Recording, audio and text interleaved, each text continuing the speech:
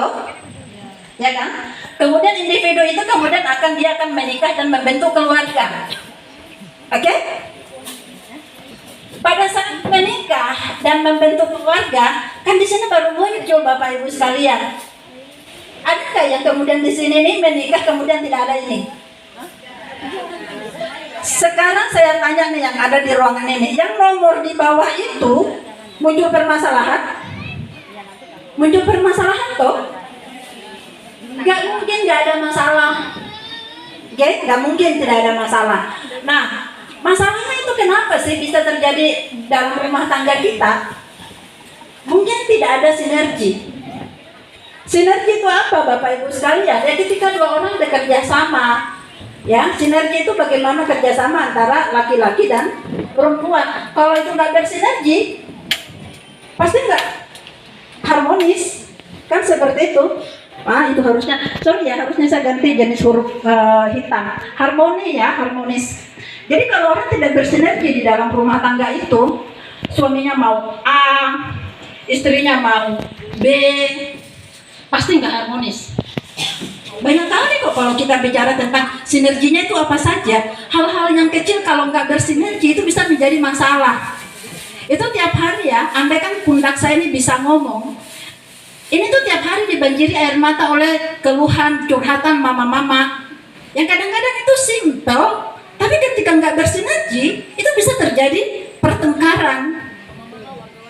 Warga-warga, mama-mama, warga-warga.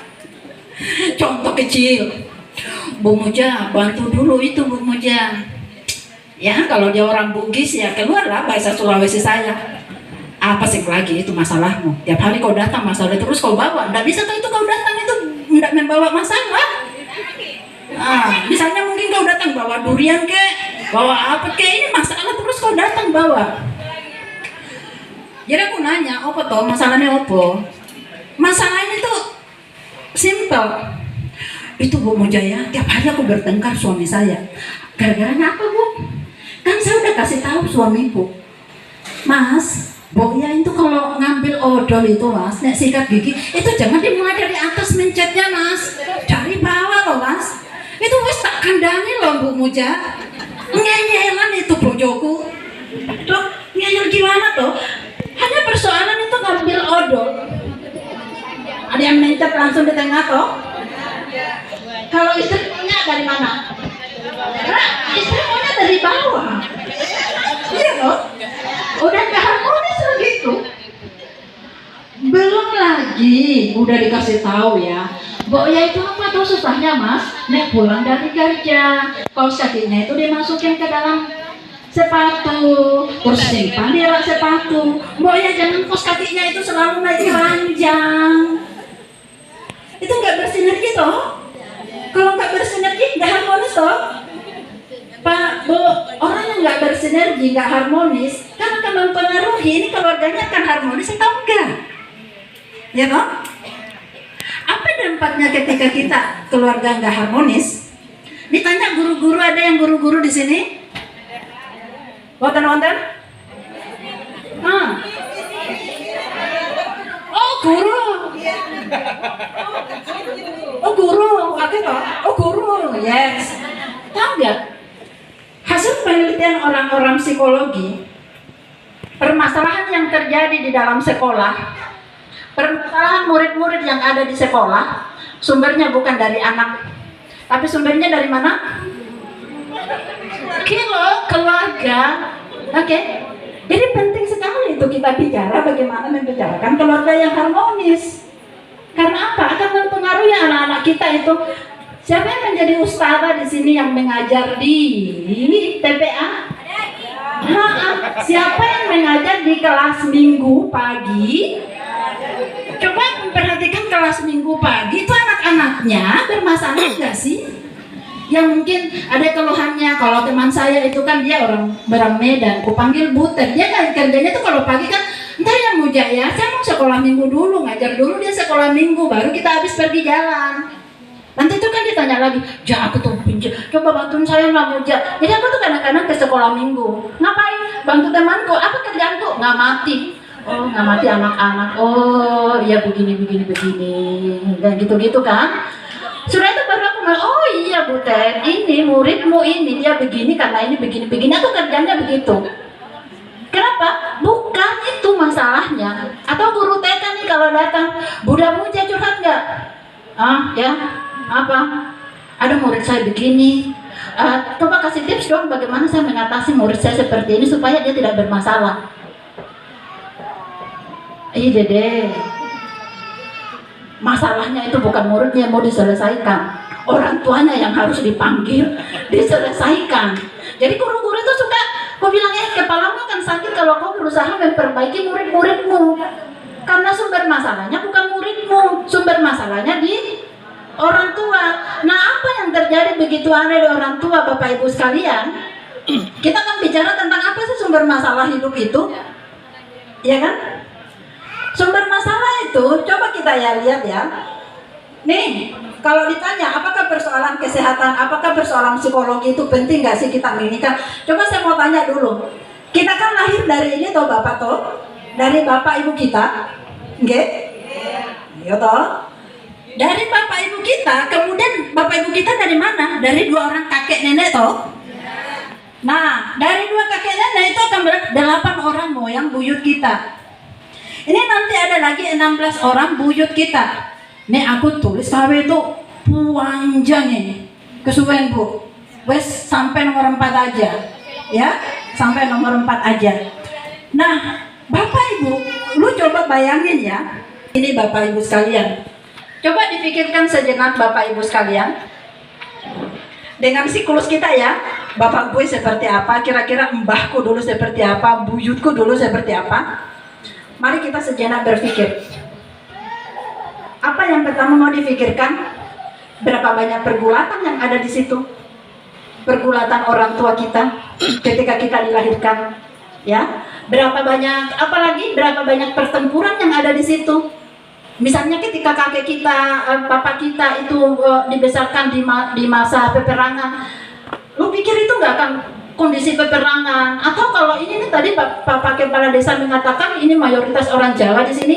Nah, aku yakin orang Jawa pasti ngungsi tuh ke sini tuh, transmigrasi tuh. Lu bisa bayangin nggak berapa banyak pertempuran, pergulatan ketika orang tua kalian itu baru bermigrasi di sini? Lu pikir itu jalannya sampai ke sini langsung mulus? Saya selalu membayangkan itu dulu gunungnya seperti apa ya, kemudian diinikan, kemudian menjadi jalan.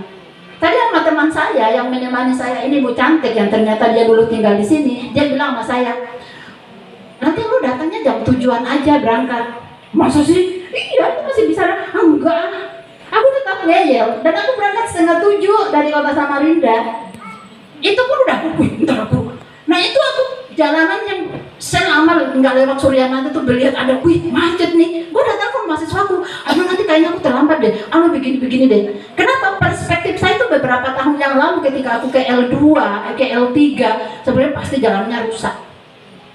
Nah, lu bayangkan itu, suasana seperti itu Bapak Ibu sekalian, pergulatan. Nih kita berpikir lagi bagaimana pergulatan, berapa banyak pergulatan, berapa banyak kesusahan yang dialami oleh orang tua kita, leluhur kita, berapa banyak kesedihan yang lahir, berapa banyak kegembiraan, dan berapa banyak kisah cinta. Saya mengatakan berapa banyak kisah cinta. Pernah nggak sih berpikir, atau pernah bertanya sama orang tuanya nggak? Pak, dulu sebelum menikah emang pacaran? Atau ada berapa banyak perempuan yang pernah hadir di kehidupan Bapak sebelum ketemu emakku? Atau pernah bertanya nggak sama emaknya berapa banyak laki-laki yang hadir dalam kehidupan mereka sebelum mereka memutuskan untuk menikah? Sadar nggak sih Bapak Ibu sekalian bahwa semua pergulatan itu, pergulatan orang tua kita, pergulatan buyut kita itu mempengaruhi orang tua kita. Kemudian orang tua kita itu mengalami dinamika psikologis yang luar biasa, yang kemudian itu melahirkan kita. Kan seperti itu. Dari ini semua, Bu, Pak, ini kalau nih ada pesawat, ya kan? Ini kan gambarnya pesawat nih. Kalau pesawat itu jatuh, biasanya yang sering dicari apa? Blackboard. ceritanya sih blackboard ya, tapi dia itu warnanya nggak hitam, warnanya orange. Ini apa yang terekam di sini Bapak Ibu sekalian? Memori. Jatuh apapun, kenapa harus dicari? Karena disitulah semua rekaman kejadian. Ya, semua rekaman kejadian di penerbangan itu ada di blackboard ini, kotak hitam bahasa Indonesianya. Nah, bagaimana dengan manusia? Apa kotak hitamnya manusia? Memori. Yakin? Nih manusia, apa masalahnya? Di sini loh, alam bawah sadar. Kotak hitam manusia itu namanya alam bawah sadar. Nah, sekarang kita akan bicara tentang alam bawah sadar. Nah, kalau dalam teori psikoanalisa yang berbicara tentang alam bawah sadar, dalam teori psikologi yang berbicara tentang alam bawah sadar adalah namanya tuh teori psikoanalisa, ditemukan oleh Sigmund Freud. Ya, Freud, bacanya Freud, bukan Freud. Nah, bauten apa-apa. Jadi tadi mahasiswa saya tuh panggil saya Miss Muja. Kenapa? Karena dulu aku pernah mengajar bahasa Inggris. Ketika pertama kali aku bertugas di Samarinda tahun 2004, saya tuh lebih sering mengajar bahasa Inggris. Padahal saya orang psikologi. Kenapa dianggap bisa bahasa Inggris? Dan waktu itu dosennya sedikit. Jadi sampai sekarang anak-anak panggil saya Miss Muja. Nih aku tanya mahasiswaku, dialek Jawa ya, do you like English?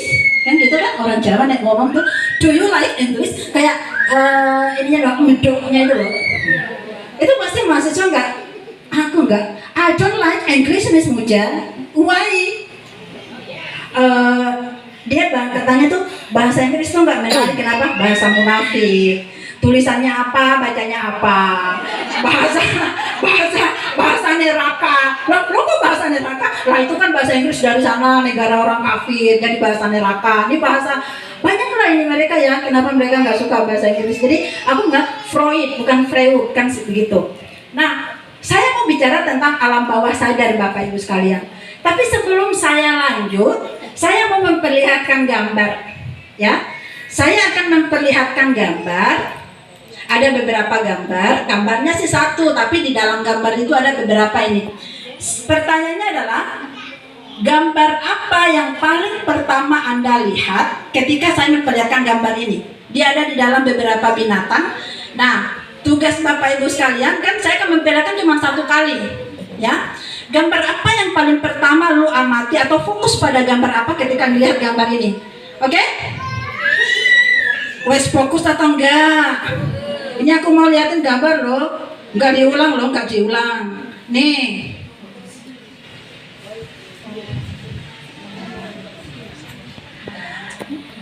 nggak usah disebutin ya, lu dalam hati, oke? Sudah? Oke. Siapa yang fokus pada singa? Ada yang fokus pada singa? Ada. Ada yang dia fokusnya pada burung biru? Gak ada. Ada yang fokus pada jerapah? Gak ada. Jadi semuanya pada singa. Burung. Oh, ada yang burung. Burung sing ini, Bu. Oh, yang di atas. Oh, ada burung yang di bawah juga. Ada apa lagi? Pohon. Oke. Nah, Pohon. kita lihat ya. Kita lihat sedikit. Ini katanya apa yang kalian lihat ini itu menggambarkan alam bawah sadar kalian. Ya. Nah, saya mau lihat dulu. Kalau Anda fokus pada macan kumbang, orang macan kumbang toh? Oh. Nih ya. Maka sebab utama stres Anda adalah hubungan pribadi.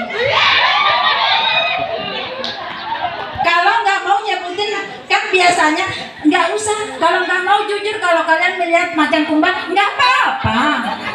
Ya, yang penting aku mengatakan, jika tadi ada yang fokus pada macan kumbang, itu sebab utama stresnya adalah hubungan pribadinya. Kenapa hubungan pribadinya saat ini kehilangan koneksi dengan orang yang Anda cintai, bahkan Anda tidak yakin. Kenapa toh? Ingat, oh ada yang fokus ke situ. Ingat, aku tidak sedang ingat ya, aku tidak sedang mencoba menguliti kepribadian kalian. Kan gue secara keseluruhan, kan? Oke, wes. Nah, siapa yang kira-kira tadi fokusnya ke macan? Gak usah katanya kalau nggak mau ya. Ya nggak usah. Nah, kalau tadi ya singa. Kalau ada yang dia ternyata dia fokusnya ke singa, maka apa? Anda adalah orang yang sedang kesulitan menangani semua tanggung jawab yang telah Anda tanggung sejak lama. Nah, ya, mumet ya wes, mumet ya. Mumet itu kalau fokusnya singa loh. Nih, apa masalahnya? Keluarga dan teman-teman berpikir bahwa Anda sering mampu menangani apapun. Tapi kini Anda sedang merasa di ujung tanduk yang tak mampu menangani hal kecil apapun. Aku kasihkan nanti, jangan difoto. Wes tak bagi. Dek bagi materi itu, nih sak laptop di dalam, kalian mau materi apa ada. Yang penting itu aja minta duit. Aku ya enggak punya duit, minta duit. Hah? Oh ya toh. Nah, siapa yang fokus pada zebra? Ono yang fokus pada zebra? Ya pasti sekarang nggak ada yang mau ngaku. Ya kan tidak mau dia ketahuan alam bawah sadarnya. Kalau Anda tadi fokus ya pada zebra, kekhawatiran terbesar Anda saat ini adalah persoalan kesehatan. Baik kesehatan diri Anda sendiri atau kesehatan orang-orang yang ada dalam keluarga Anda. Kan gitu toh? Mengkhawatirkan kesehatan memang merupakan sikap yang baik untuk mendorong diri supaya hidup sehat dan teratur. Tapi ingat, terlalu cemas terhadap permasalahan kesehatan itu juga gak baik, habisin energi toh ibu-ibu. Nah, siapa yang fokus pada jerapah? Nah, kalau Anda fokus pada jerapah tadi itu masalahnya Anda sedang mengkhawatirkan pekerjaan dan merasa tidak aman secara finansial. Oh banyak. Nih tadi aku nanya satu-satu, nggak ada yang mau raise hand gitu. Oh ya wes, nggak apa-apa. Nih dalam hal ini, jika Anda menginginkan beberapa keterampilan baru untuk menunjang pekerjaan, maka yakin dan jujurlah pada diri sendiri. Nah gitu. Siapa tadi yang fokus pada burung biru? Oh iya, nih burung biru. Kalau Anda nih, pikiran Anda sedang sedikit dan kesepian.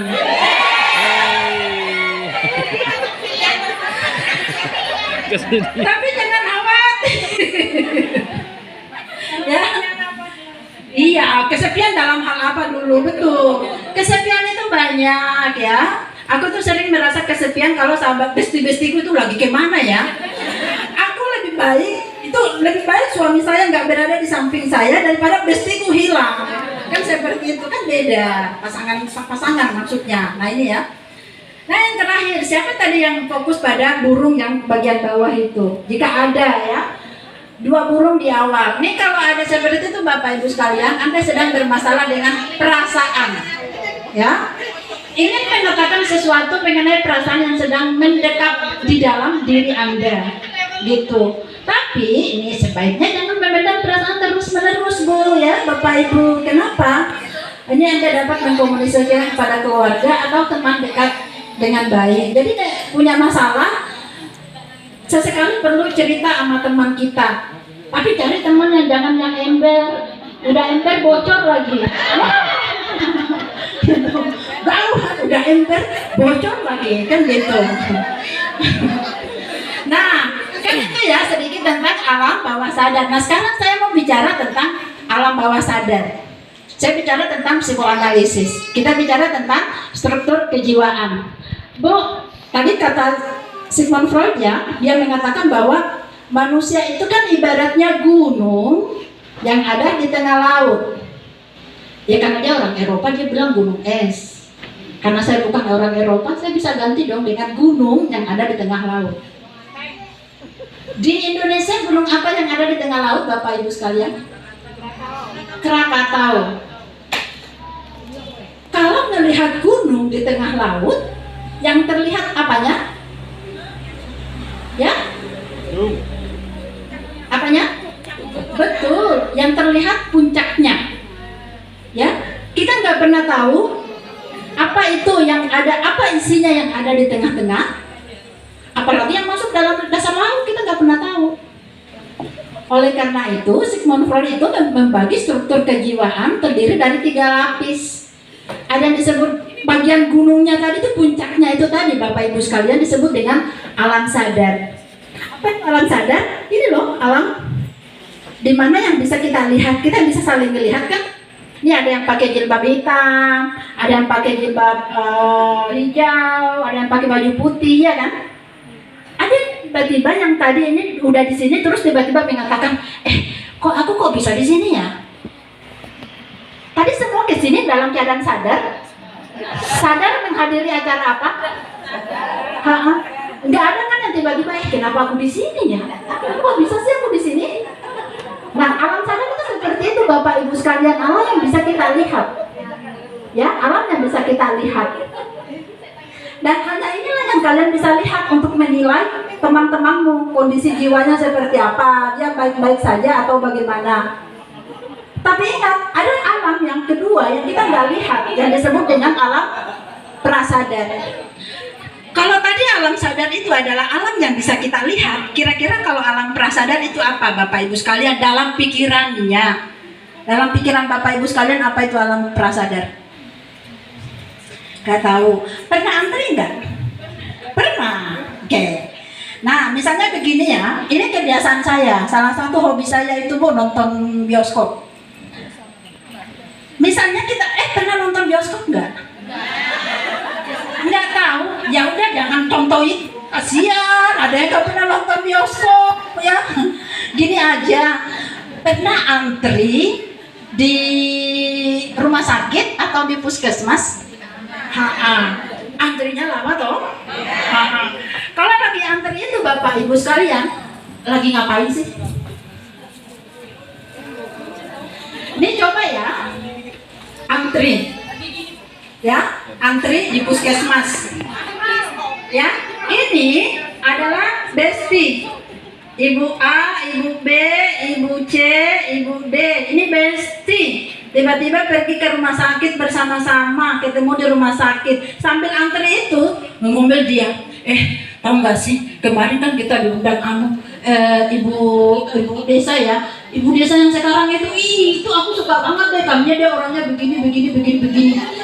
Lu bayangin ya, yang lain Ibu Abe bilang gini, iya, mending itu ibu desa yang sekarang. Lu bayangin, ingat nggak waktu masih ibu desa yang dulu? Ibu desa yang dulu itu kan, ya Allah, orangnya itu begini, suka marahin kita, bla bla bla bla bla bla. Datang lagi Ibu C. Iya sih, enakan sekarang. Lu ingat nggak waktu kita awal-awal di sini, waktu itu ibu desa kita masih ibu desa yang dulu itu. Nah, coba ya, 4 orang ini semuanya itu ngerumpin tentang ibu desanya yang dulu.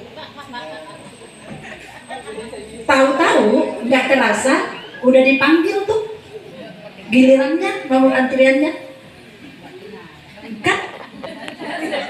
Itu contoh satu. Ini contoh yang kedua. Anda pergi ke rumah sakit atau ke puskesmas seorang diri, antri. Wes, nggak enak mencone. Bestinya tuh utang, ya kan? Terus nggak ada yang dikenal. Sudah gitu, HP-nya robek. Kira-kira antri nomor 1 dengan antri nomor 2 tadi itu mana yang terasa lebih lama?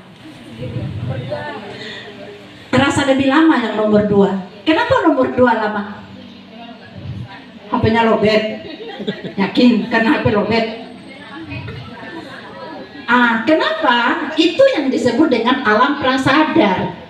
Jadi alam prasadar itu teman-teman, ketika kita melakukan sesuatu, kita sedang menunggu sesuatu, kira-kira apa yang menjadi tujuan kita itu tiba-tiba teralihkan oleh hal yang lain. Ini kok baru? Contoh begini, Baru lagi. aku selalu ingat, ini pengalaman pertama kali aku di Samarinda. You know, tiba di Samarinda kan aku seorang diri ya, pendatang. Iya. Lu waktu itu bayangin ya, aku lama di Jogja dengan pergulatan Jogja seperti apa. Saya baru pulang dari Kanada waktu itu. Suddenly tiba-tiba aku daftar PNS yang sebenarnya jujur ya. Aku nggak mau daftar waktu itu. Cuman waktu kita kuliah S2 itu, teman kami itu satu kelas kami itu dikenal kompak. Kalau 15 orang doang. Kalau satu orang ke kantin semua. Kalau satu orang pergi nonton bioskop, tuh pergi semua nonton. Nah, tahun itu untuk pertama kalinya pendaftaran dosen secara online. Sama ketua kelasku udah dibagi-bagi. Nah, ini daftar ya, ini di sini. Waktu itu ada 4 orang Makassar. Tapi UIN Makassar hanya menerima 3 formasi dosen psikologi. Ada lebih dong 1. Sama ketua kelasku dia bilang begini, "Ja, lu kan pernah jadi mahasiswa pencinta alam toh?" Pernah dulu di Sakawana Bakti tuh pramuka. Iya, kenapa? Kau berarti terbiasa hutan tuh? Iya, biasa aja aku kalau ketemu hutan. Kenapa? Ini kan ada pendaftaran dosen. Lu kami tempatkan di Kalimantan Timur ya. Kau daftar di Kalimantan Timur karena Kalimantan Timur itu banyak hutannya. Saya iya aja. Yang ngurus pendaftaran itu semua temanku. Aku mah nggak tahu. Karena kenapa dalam hatiku? Saya mau daftar ke luar negeri, belum mau jadi dosen, apalagi pegawai negeri. Zaman itu loh gajinya pegawai negeri berapa sih? Kan kayak gitu. Tapi ternyata lulus. Ketika lulus kan mau tidak mau saya kesini. Begitu datang itu kan gue kesepian, nggak ada teman kayak gitu. Maka kerjaan saya itu membuat aktivis mahasiswa itu. Karena zaman dulu saya udah aktivis, udah kudekati aktivis. Kusuruhlah mereka membuat kegiatan. Kegiatan pertama yang saya dampingi mahasiswa itu adalah safari Ramadan di Muara Ancalon, Kutai Timur ya. 2005 jalannya masih jelek. Itu belum lama kita jalan Pak, 2 pick up. Tiba-tiba kita berhenti. Kenapa? Karena ada anak yang muntah. Dan anak yang muntah itu aku mendekati. Dan dia kebetulan orangnya, saya kalau mahasiswa itu, kalau zaman dulu saya baru terangkat itu Pak, mahasiswa saya panggilnya kakak muda kan kayak gitu ya. Waktu itu karena mungkin masih muda lah zaman itu. Nah dia panggilnya begini. Waktu aku bilang, you andut badanmu dong yang gede, masa segini aja kamu muntah sih? Itu dia sambil muntah-muntah. Begitu dia selesai muntah dia bilang begini, Miss Muja mah enak karena duduk di depan, coba di belakang pasti Miss Muja juga muntah. Oh gitu. Nah tiba-tiba aku bilang begini, oke, semua anak-anak yang 2 pick up saya suruh turun dari mobil. Terus saya mengatakan, siapa yang terbiasa muntah kalau melakukan perjalanan? Nah, banyak yang angkat tangan. Kemudian saya bagi 2. Ini yang terbiasa muntah di pick up sini, yang nggak muntah itu di sini. Tapi waktu itu karena kita ceritanya mau pergi safari Ramadan, kita udah bawa gitar, udah bawa rebana, mau ngajarin hafsiah di Muara Ancalon sana. Tahun itu sekedar informasi 2005 namanya masih Stain, sebelum YN, sebelum UIN. Itu Stain itu pernah ada mahasiswanya yang masuk API 2. Masih ingat API? Akademi audisi pelawak Indonesia. Yang juara 1 API 1 siapa? SOS, grupnya Sule. Ya toh kalau masih ingat. Nah di periode kedua itu Bapak Ibu sekalian ada mahasiswa Stain, mahasiswa saya, cewek semua 4 orang. Tapi kemudian dia nggak jadi berangkat waktu mau final. Kenapa? Nggak ada support dana.